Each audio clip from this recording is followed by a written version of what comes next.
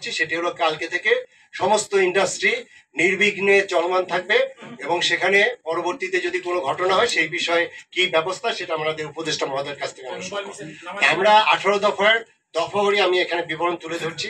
প্রথম যে দাবির যে বিষয়টি ছিল হাজিরা বোনাস, টিফিন ও নাইট বিল, এই বিষয়ে আমরা উভয় পক্ষ আমাদের যেটা এখানে এগ্রিমেন্টে স্বাক্ষর করেছেন সেটি হলো সকল পোশাক শিল্প কারখানার শ্রমিকের বিদ্যমান হাজিরা বোনাস হিসেবে অতিরিক্ত 225 টাকা যা আছে তার থেকে অতিরিক্ত 225 টাকা এবং রাতে 8 ঘটিকার পর বিদ্যমান টিফিন বিলের সাথে অতিরিক্ত 10 টাকা এবং বিদ্যমান নাইট বিলের সাথে 10 টাকা বৃদ্ধি করে যেটা ন্যূনতম 100 টাকা হতে হবে, সেইভাবে আমরা দুই পক্ষ মিলে একটা সমাধানে তারা এসেছে।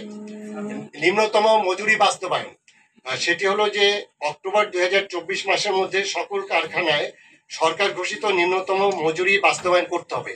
এই বিষয়টা হলো 2023-এর ডিসেম্বরে 12,500 টাকা যে নিম্নতম মজুরি ধার্য করা হয়েছিল, এখনো হয়তো 1% বা 2% ইন্ডাস্ট্রি এটা এখনো কার্যকর করতে পারেনি।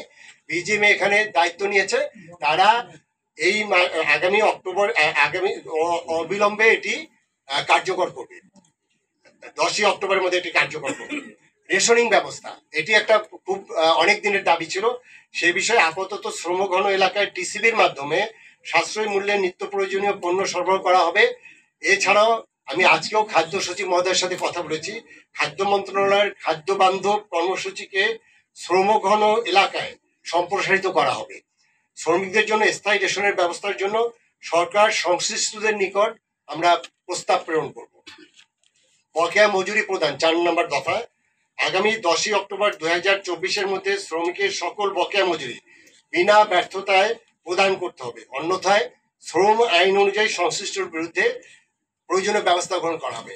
এখানে যেটা আছে যে অনেকগুলো ফ্যাক্টরি তারা 3 মাস 4 মাস ধরে অনেক জায়গায় বকেয়া পড়ে গেছে, শ্রমিকদের বেতন দিতে পারেনি এবং সেটা হলো আনরেস্টের একটা অন্যতম কারণ হলো যে জায়গায় বকেয়া রয়ে গেছে সেই শ্রমিকরা করছে কি সেখানে সেই শিল্পের সামনে তো অবরোধ করছে এবং এটি আশেপাশে যেগুলো আমাদের ভালো ইন্ডাস্ট্রি সেখানেও ছড়িয়ে যাচ্ছে।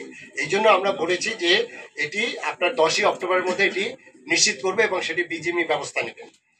বায়োমেট্রিক একটি ব্ল্যাক লিস্টিং একটা বিষয় আছে, সেটা বিজিএমই থেকে এটা অনেক শ্রমিকদের যেটা দাবি সেটা হলো যে অনেককে কালো তালিকাভুক্ত করা হয় বা যারা মানে আছে সেরকম একটা বিষয় আছে। সেই জায়গায় আমরা যেটা ওনাদের দাবি অনুযায়ী আমরা দুই পক্ষে ওনারা এগ্রি হয়েছেন, বিজিএমই কর্তৃক বায়োমেট্রিক ব্ল্যাক লিস্টিং করে শ্রমিকদের হয়রানির বিষয়টি মন্ত্রণালয়ের একটি টেকনিক্যাল টিম পর্যালোচনা করে অক্টোবর 2024-এর মধ্যে প্রতিবেদন প্রদান করবে। ঝুট ব্যবসা একটা মেজর ইস্যু এবং আপনারাও সবসময় নিউজ করেন, সেই ঝুট ব্যবসার বিষয়ে বলা হয়েছে ঝুট ব্যবসা নিয়ে স্থানীয় রাজনৈতিক প্রভাব এবং চাঁদাবাজি বন্ধ সহ শ্রমিকের স্বার্থ বিবেচনায় এই বিষয়ে একটি কেন্দ্রীয় মনিটরিং ব্যবস্থা গ্রহণ করা হবে। বিষয়টি হলো এটা আমরা সেন্ট্রালি এটি আমরা ম্যানেজ কিভাবে করা যায় সেটার আমরা একটা উপায় বের করব এবং এই যে ঝুট ব্যবসা নিয়ে যে এই চাঁদাবাজি বা এরকম বিশৃঙ্খলা সৃষ্টি এটা আসলে শ্রমিকদের পাওনা, এই জন্য আমরা সেন্ট্রাল একটা সিস্টেম যেটা ডেভেলপ করতে পারি তাহলে কিন্তু এই টাকাটা ঝুটের টাকাটা আমরা শ্রমিকদের কল্যাণে কাজে লাগতে পারি। মামলা প্রত্যাহার, আপনারা জানেন বিগত বছরে নিম্নতম মজুরির জন্য আপনার অনেক আন্দোলন হয়েছে, 4 জন শ্রমিক মারা গেছে। এ বাদেও আপনার অনেক রাজনৈতিক মামলা ছাড়াও আপনার অনেক সময় নিপীড়নমূলক মামলা করা হয়েছে শ্রমিকদের বিরুদ্ধে। এই বিষয়ে আমরা বলতে চাই 2023-এর মজুরি আন্দোলন সহ ইতিপূর্বে শ্রমিকদের বিরুদ্ধে সকল প্রকার হয়রানিমূলক এবং রাজনৈতিক মামলাসমূহ রিভিউ করে আইন মন্ত্রণালয়ের মাধ্যমে নিষ্পত্তি করা হবে।